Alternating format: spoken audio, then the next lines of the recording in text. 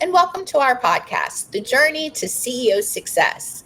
I'm your co-host, Melissa Saunders, along with Patrick Thean, award-winning serial entrepreneur, CEO coach, and a Wall Street Journal and USA Today best-selling author. His latest book, The Journey to CEO Success, is a #1 Amazon bestseller and the inspiration for this podcast. Hey, Patrick. Hey, Melissa. Good morning. Good morning.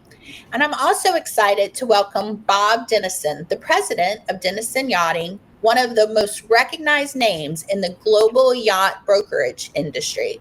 Under his leadership, the company has expanded its reach worldwide, setting new standards for client service, innovation, and market expertise. With a lifelong passion for boating and decades of industry experience, Bob has become a trusted voice and the leader in the world of luxury yachting. Welcome to our show, Bob. Hey, thanks, Melissa. I'm so excited to be hanging out with you and Patrick. Yeah, thanks for being here. Thanks for joining us, Bob. It's first, congratulations on your recent merger with One Water Yacht Group. I think it's made you guys the world's largest yachting firm, correct? If I get it wrong, tell me. Yes. 3 offices, 180 brokers, 800 active listings. Wow. Amazing. Yeah, we're very proud of ourselves, and we are, just so excited about the coming bunch of years, and even before then, we got a bunch of great boat shows coming up. It's just sort of a great time to be leading a team like this. Yeah. So take 2 minutes and introduce your company, and then we'll get into and then we'll have a discussion about you and your journey. But tell us about your company first. So Denison Yachting and when I say Denison Yachting, the word yachting it means a lot of different things to different people, but it's really, we help clients at our core buy and sell a yacht or a boat. It's not exactly like the process of buying a home, but it's extremely similar in a bunch of ways, obviously different in a bunch of other ways. But we try to make the process of either buying a yacht or selling a yacht really easy and safe, and in some cases, chartering. So we do a lot of term yacht charter, which is 1 week charters. Is actually the fastest growing part of our business. And then there's a lot of behind the scenes stuff that involves yacht management, crew placement, which is more like headhunting. We do have a new yacht division. So we represent a lot of great brands here in the US, like Sunseeker, Riviera, Absolute, HCB. So there's a bunch of different facets, but the core of it is really, when you think of somebody that makes that really crazy decision to buy a yacht, we would like to be the people that make that really safe and easy for people. It's a happy decision, though, right? You say crazy, but it's a for a lot of people, isn't it like a lifelong dream to buy a yacht, and they're finally able to do that, and you're helping them fulfill that dream. Yes, that is. It's one of the joys of my job every single day is interacting with people that have in some way, and for everybody it's different, like that idea of arriving, or you've made it, or you're in a position finally where you can afford to do this, honestly, kind of a crazy fiscal decision, which many CPAs and CFOs look at this and say, what are you doing? What are you doing? And it's really one of those decisions of, I feel really good about the next bunch of years. I'm in a good position financially, and I'm gonna kind of splurge on this thing for the benefit of creating family memories and just bringing nieces, nephews, brothers, sisters, cousins, grandkids together. And a boat or a yacht, we like to say, is one of those sort of magic places where you kind of forget where you put your cell phone and everybody's hanging out together. So to be a part of that is I feel very special. And that's amazing, because I always think that sometimes people work too hard or work so hard they forget why they do it. So our podcast target is for CEOs, usually very successful CEOs. It's a very tough job, and my passion is to help all CEOs have a more joyful and successful life. So it's a tough job. So first, congratulations for the success you've achieved. And I think it's amazing that your job, you like I said, you get to fulfill that part of that person's life where, for whatever reason, right, whether they feel like they've arrived, but what they're doing when they buy a yacht is they're taking time to really bless the people around them. Maybe some of them don't even realize they're doing that, but I've been on a yacht, and all my friends have been on yachts, somebody else's yacht, are always so excited. Nobody says, yeah, I'll just go to Jack's yacht. I got nothing else. I got nothing better else to do today. Let's go to Jack's yacht, right? I mean, everyone's like, oh my God, I get to go to so-and-so's yacht. It's amazing. Look at the wood. Look at this. Look at that. So I think it's great. It's fantastic. Oh yeah, thank you. Yeah, it's a really special thing. It's hard to be in a bad mood on a boat, and it's really hard to, whatever you want to call that, be a half glass empty kind of a person when you're on board and hanging out with people. But it's not just being on the yacht, right? It's the surroundings, and you're usually in a beautiful place with people you want to be with. And yeah, it's such a neat thing. It really is wonderful. So tell me how you got into doing this. So back in the 1940s, my grandparents moved from Michigan to Fort Lauderdale, Florida. At the time, Fort Lauderdale was one of those places that was getting bombarded with hurricanes, and of course that still happens. But back in the fall, I think God hasn't changed that part. yeah, that is still occurring. And a weird thing happened back in the fall of 1947. There was back-to-back hurricanes that slapped Broward County, and was one of the only times in recorded history where big giant storms, and they didn't have the Category 4 or 5 ratings, but there was a lot of speculation they were both either 4 or 5s. And so anyway, at the time, there was a lot of people leaving Fort Lauderdale. My grandparents came down here on their honeymoon, and in the midst of people saying, we've had enough of this, we're getting out of this crazy godforsaken part of Florida with storms that are just unending, they ran into a gentleman on their honeymoon who was selling a shipyard. My grandparents bought the shipyard and essentially started to move all their belongings down to Fort Lauderdale in an effort to make sense of the shipyard that they built. Fast forward. What were your grandparents doing? Like, what line of work were they in to buy the shipyard?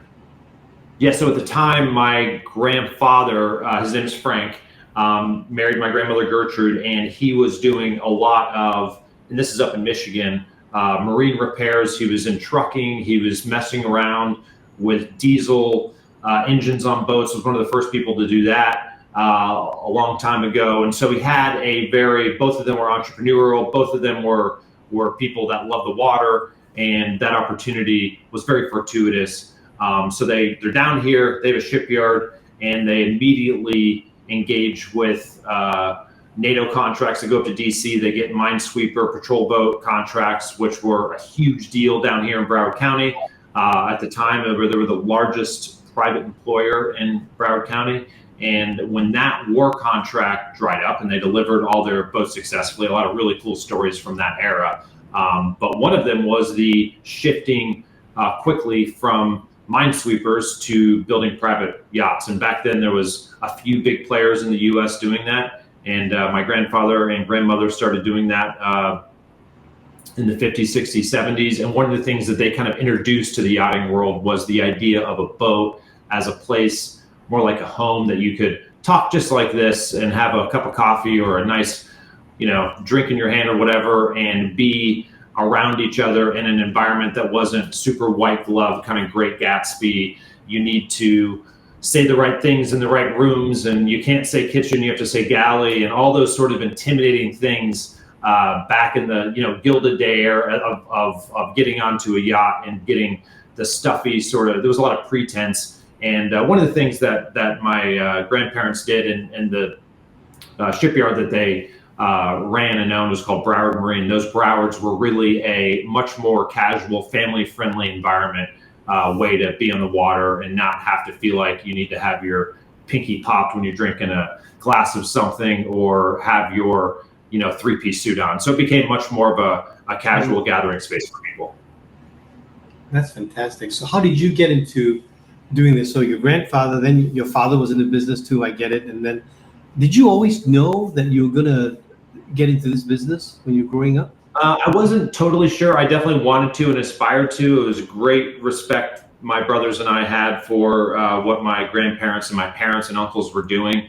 None of us really were boat builders. We kind of knew that. To this day, I still can't change my own, oil in my car. Like, I'm just not mechanically, even now when I get into an engine room, some of these bigger yachts, it's a very scary, intimidating place. And that's just not how I was built. So I love the yachting industry, of course, love being on the water, very proud of but I was always kind of like, how am I going to fit into that company? What can I do to bring? And so it was definitely, I remember I was in college, kind of like, for sure want to get into the family business, don't know what that really looks like. And 1999 is the year I graduated university, and that was also the same exact year that my grandfather sold the business. Very unexpectedly, at least for me. So I entered into this world with a degree I was real proud of, with no kind of place to go. And it was a little heartbreaking for me because I always thought that would be the thing I would do in some way. And then what I ended up doing was working for some internet companies, late 90s, early 2000s. And at some point around 2001, my parents were like, you need to get, even if it's not building yachts, you need to get into this industry. It's a special one. And they manipulated me with kindness and a little bit of family guilt. And I jumped in and we started the brokerage company, which is more sales and marketing, which better fit, sort of the set of skills I was born with. Actually, as I hear your story, I'm very grateful as I hear your story, because I think that, you shared that, you're not mechanically inclined. So, we all think sometimes the wrong things, right? Which is that for me to get into the business, I got to be able to fix boats. I got to be able to get my hands dirty. But you're inclined more to sales and marketing. And so now you're in the industry, but enjoying yourself, doing something that you were built for, versus kind of going against your natural skills, doing stuff that maybe you didn't feel totally comfortable with. Yeah, for sure. I mean, it's one of those things, I forget what it's called. There's a name for it. Maybe it's something like integrity stress or something, where you're trying to pretend you're somebody or you're something that you're not. And you're living with this stress of like, it's not really me, but I got to do it. And it was a blessing that I had parents and friends I could just talk through that stuff with and not have to pretend that I was somebody I wasn't. And it made that whole thing just a heck of a lot more fun and a lot easier. So there's this beautiful picture behind you. You were telling me about this a little bit earlier. Can you share with our audience about the beautiful picture behind you? Oh yeah, so it's we have a bunch of really old, cool black and white photos of the minesweepers and some of the boats that my grandparents built, and even the yachts of that era. But one of my favorites, and it's behind me in the office here, is a photo of my dad. Gathered around him are 7 to 8 employees that were with him from day one in 1948 through, and this photo was taken in 1958, 10 years later. And my grandfather is essentially giving those men and women watches to say thank you for being here a decade. Like, we made it. We actually made it. Not only you guys as people helping build these boats, but this company made it, for 10 years. And like I mentioned, so from 1948 to 1999, those men and women in that picture, and of course many others, thousands of them, were building these boats. I love looking at the photo because in my mind, my grandfather in 1958 sitting there must have been like, wow, we made it. This is a big deal. It's 1958. Let's go another 10 years. And it's just neat for me in the year 2025 to reflect back on that and recognize the things I'm doing today will be looked back on through the eyes of my grandsons and granddaughters, and I want to do things that are going to make them proud. And I've never really thought about it till right this second, but the idea that maybe there'll be a picture of me or my dad or uncles or brothers or something hung up somewhere in some office of a Denison years from now is pretty neat. Oh, we got to do that, man. We got to do that. We got to do that. I like it. Well, I'm glad that I didn't pop their head on our podcast, because I feel like you get all a small little gift at least today. So that's wonderful. Yeah. So, my book talks about 7 key practices to help a CEO be successful.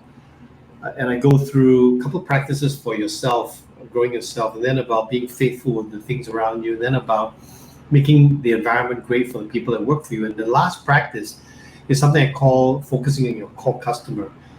So I'm curious about your business, and I'd love to talk about that last practice with you, about focusing on your core customer, because it seems like not everybody's going to buy a yacht. So you just shared earlier on about how people at a certain place in life. So as you build out the successful sales and marketing for your company, what thoughts did you have regarding the customer, the perfect customer for your business? It's a great question. I mean, we are in a space where there's constant conversations and seminars and podcasts and discussions about marketing or selling to, for a while it was the millennials, and then you go into through social media, cryptocurrency. There's all these exciting things to talk about. A lot of it revolves around digital space and appealing to younger demographics and all, which is great, and we need to pay attention to that stuff on some level. But I think some of our competitors, and to be honest, I'm sure I do too, get kind of caught up in that stuff more than we probably should. Our core demographic, our core customer is an older gentleman usually a couple, sometimes it's a guy leading the charge in that decision. Sometimes, of course, it's a woman, sometimes it's the kids. But the bread and butter, most common kind of demographic for us is an older couple that wants to do something really fun with their family. And so when we look at things even like developing our website, our ads, our approach on social media, we really, really spend the vast majority of our time looking through the lens of somebody usually in their 60s that desires to accomplish those things together as a family.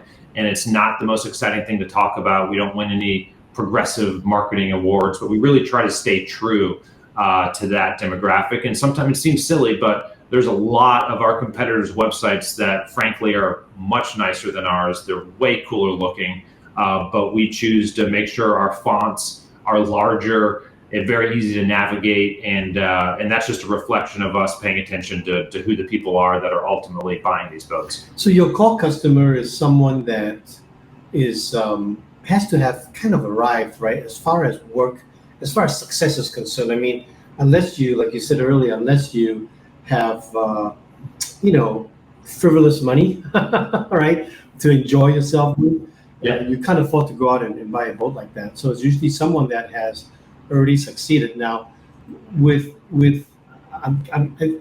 but what I'm thinking is that regardless of age, that person, so when we talk about core customer, I think regardless of age, that person wants certain things, I'm guessing. That person wants memories, wants family time, wants to enjoy and share life with friends, etc., stuff like that. So maybe the demographic might be getting younger because wealth seems to be making its way downwards, which is good, right, in the world. However, I think it's the same person regardless of age. And what are you seeing there? Yeah, for sure. I mean, it's usually a family or perhaps a family office that has a budget for this part of their, year or what you call it a, type of an asset or whatever. And you have typically not just the budget of what is this thing going to cost me today, but also what is this going to cost to operate. I sort of lightheartedly talked about this being a foolish investment. It truly is not a great fiscal investment to buy a boat. Most yacht owners, of course, know that. And they still don't want to be foolish about it. So they want to make wise decisions to make sure that their family can have a really, really awesome time on the water without being reckless about it. And that's one of the things that we try and help yacht owners with, making those decisions. But it's very, very much a holistic, what's the mission? What does your family like to do? I kind of referenced the Gilded Age. There still are a lot of families that really love the white glove service, extremely high levels of formality when they're dining and things like that. And if you are that type of family, what is the best boat, the best layout? What's the best type of service and captain and crew? And it really, you start with what's your family like? What's your mission? Do you like water sports, fishing, sailing, hiking? Do you like going to off the beaten? And so it's really a mode of listening and then connecting the listening part to the best options that are floating. And that's kind of how we integrate our clients' needs with the boats that are out there. And when you think about through your sales experience in building this business, did you find that, unless you were speaking to your core customer, that you kind of wasted a lot of time with people that were just asking questions but not really going to end up buying buying a boat? Like you really needed to zone in on the core customer? Oh yeah, for sure. I mean, and that's in our industry. There's more often than not people that just want to have a conversation with somebody about a yacht ownership journey that end up just, of course, saying that's not for me. It's not worth the investment. I'm not ready yet. My family doesn't want to do this. And those conversations, you look back on them and say, wow, they didn't really result in anything. But that's part of the game in our industry, and we do our best to make sure that we're listening, giving good advice. And even if that family, of course, doesn't buy something, we'd love for them to think of us if one of their friends has a similar conversation. Yeah, that's great. That's great. So I've got a question for you. I call this my time machine question. So if you were to put yourself in a time machine and go back and could meet your younger self, it doesn't have to be at the very front of your career, but somewhere where you were inexperienced, what advice would you give your younger self? Oh man, there's so many things I didn't know. And by the way, what a great question this would be for me 20 years from now to come back and talk to me right now. If I had to go back 20 years and talk to my, 28-year-old self, I think one of the biggest mistakes that I kept making, and I do continue to make, is I am drawn to sales and marketing, and I love it. And I spend too much of my own time, too much of the company's resources on those things. And especially early on, it was way off balance. Nowadays, it's a lot healthier. And I wish I would have hired really strong people around me that were paying attention to accounting issues and finance, and just really, really locking in that side of the company. And we made, and when I say we, I made many, many, many stupid mistakes because I didn't have good people around me to check me on some of that stuff when I was spending too much time and money on the fun marketing and sales stuff. So when you were doing that, you let me make sure I understand what you just said. You spent a lot of time on the sales and marketing stuff because you enjoyed that. And so what you're saying is, hey, I should have had more people around me in the areas that I did not enjoy. When you didn't do that, you still handled the areas you did not enjoy. You just didn't spend enough time on it, didn't enjoy doing it, and therefore didn't get enough things correct. Is that right? Yep, correct. Or I had people doing it that really also didn't want to do it, or they weren't qualified, or they just happened to be the most convenient people around. And so that part of the business for years was neglected. And I think it was easy for me because, again, I enjoy the marketing stuff especially. And our company is a sales organization. So that sort of, it was just very easy for me to justify those mistakes. And if I would have been wiser, I would not have let myself make important decisions and develop processes and systems without people that were way smarter than I was in those areas. That's wonderful, man. That is wonderful. What about some leadership aspects of what you could share with our folks here? What have you learned in your journey? As far as being a leader is concerned, what have you learned about leading folks that you could share? There's so much that I've learned from other people. A few of the things that I really love about our people and leading this group of people, and some of this is just driven by books I read or people I've been fortunate to spend time with. One of the things that I think about immediately is Tony Hsieh and his book Delivering Happiness. And there was a lot of things that at the time I read it and we very early on instituted around here, and it's just nothing that would be totally transformative in and of itself. But for instance, we really try to hire people that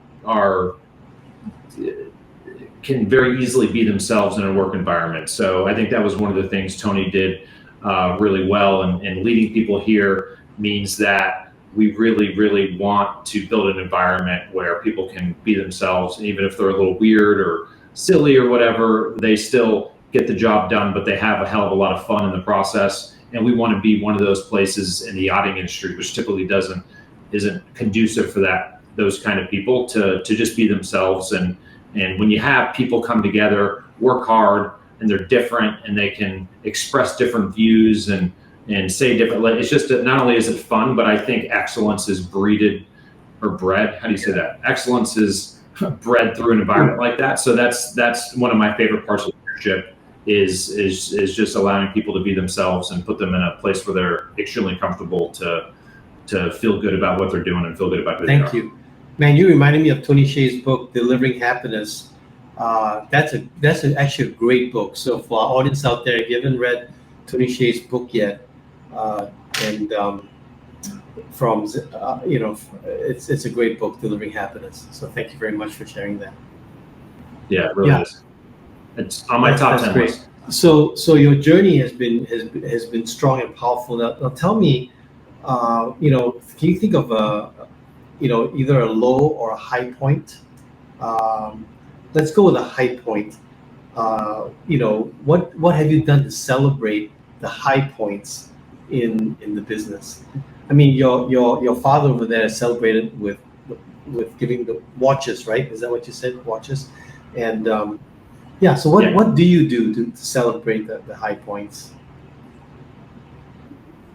There's a lot of different things that we do throughout the year. Many of them are surrounded around big events, whether it's the Monaco Yacht Show, the Miami Show, Fort Lauderdale Boat Show. There's a lot of these neat events, and for us, there's so many opportunities to come together as a team, whether it's a group dinner or going out for drinks or celebrating a big sale, together on the docks together. There's just so many opportunities to do that in our industry. It's one of the ways I feel like we're really lucky, and just being on the water perhaps, or getting out on a boat. And there's really, every week there seems to be an opportunity to celebrate something. And it's a really, really fun part about this business. So we're planning the Fort Lauderdale Boat Show, which is coming up later this month. We're already creating opportunities for us to celebrate some big victories and have the team come together. But it's a lot about our team coming together and probably eating a little too much, perhaps laughing too much, drinking too much, and just getting together and going back to that being ourselves thing. We do that pretty well. And so lots of things like that throughout the year. That's fantastic. So, this podcast is really targeted to help CEOs have a more joyful and successful life. And I'd love to spend the last minute or so. I always ask every guest this one question. What advice can you give our audience to help them to not just be successful, but to also have a joyful and successful life? Oh man, I talked about some of the great things about our industry. One of the hard things is just the stresses, whether it's the fear of missing out on a big deal or a client perhaps, and the things that go along with making sure that a very, very important client is met with extremely great service. And he's experiencing phenomenal service in every other area of his life, and it's got to be the same here. And there's some stress that's attached to that. One of the things that really, really helps me is, I'll point back to that picture of my grandparents looking back 50, 60, 70 years ago. And then also there's a picture of my wife and I with our 5 kids last month in the Bahamas. And it's that constant, like, those that went before us, those that are coming up next, like our moment in this thing is very quick and it's very special, but super fast. And it's sort of like, for me, it relieves me of great stress going home to my kids and being able to connect with them and think about what they're going to be doing in a few decades. And just that family thing, looking forward and back, is a great stress relief for me. And it obviously adds a ton of meaning and happiness to what I do. Great. Bob, thank you so much. Melissa, back to you. Yeah, what a great story, Bob. And congratulations. I think your grandfather would be proud if he saw you now and saw, what you're building for today and also for tomorrow. So thank you so much for being here today and sharing your story. Until next time, go out there, enjoy this beautiful short journey we're all on. Until next time, bye now.